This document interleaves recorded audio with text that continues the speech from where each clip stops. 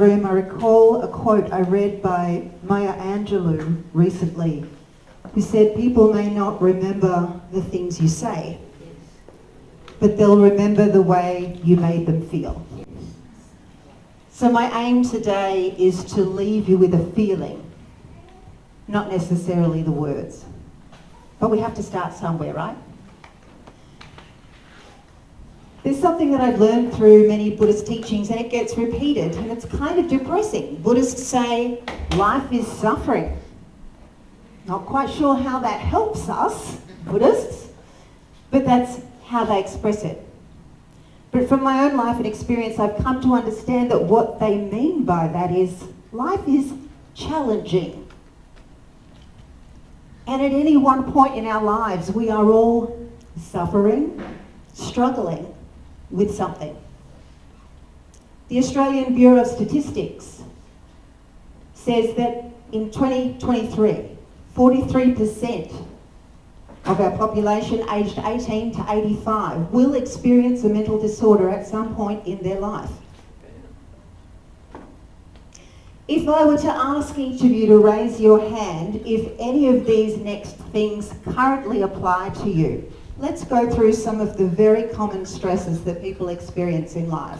Financial stress, emotional distress, work stress, relationship problems, mental health issues, personality disorders, homelessness, social isolation, anxiety or depression. Hands up if any of those things may be affecting you now. And for the people who aren't in the room and watching this later, pretty much everyone in this room is suffering.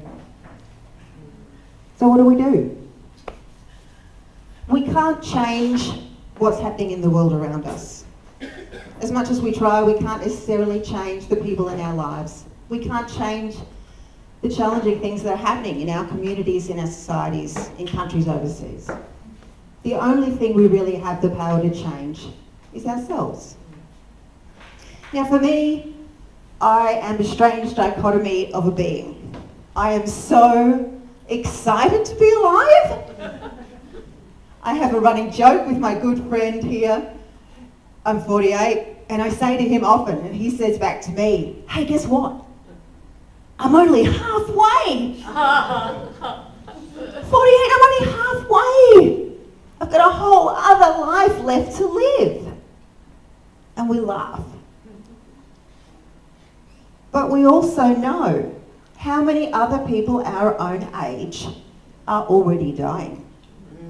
And I'm not talking about people who actually have a terminal disease, but people who have started to give up on themselves, give up on their health, give up on their mental health, give up on having the job or the life of their dreams, give up on the passions that they used to have, and they start to tell them things like, I'm too old to ...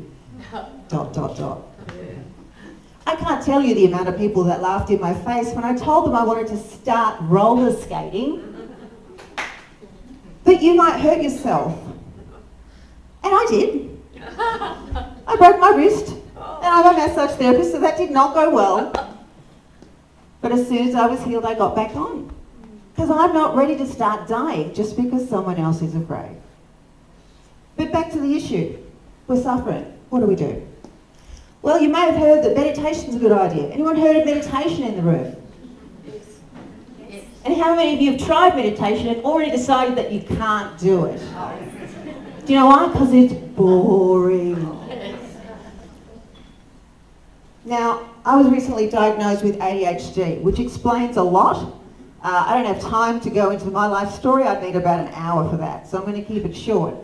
But the crux of that is that my marvellous mind is always full. And I love that.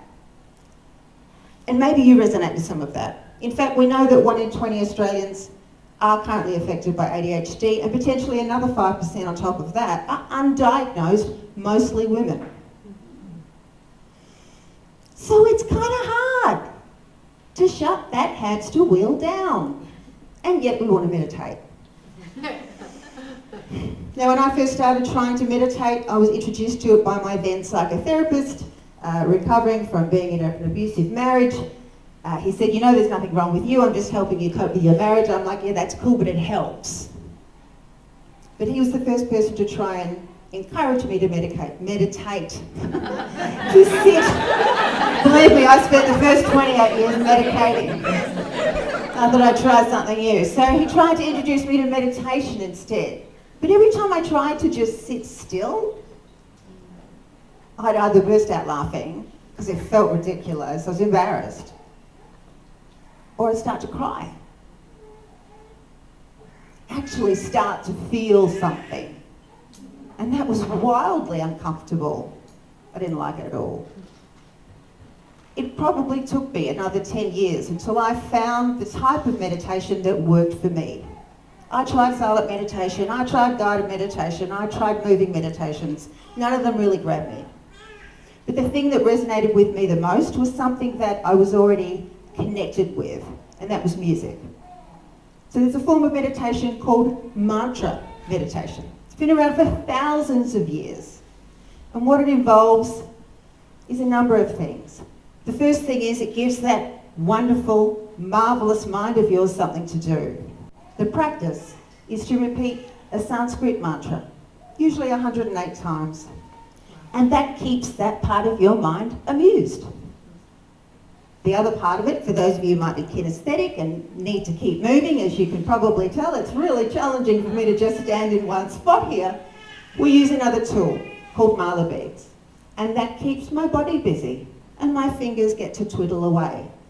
So all of a sudden I found a form of meditation where I can keep moving, I can keep making sounds, and yet by filling my mind with this new fullness, this new busyness, it clears away the dust and the cobwebs and the worries and the concern.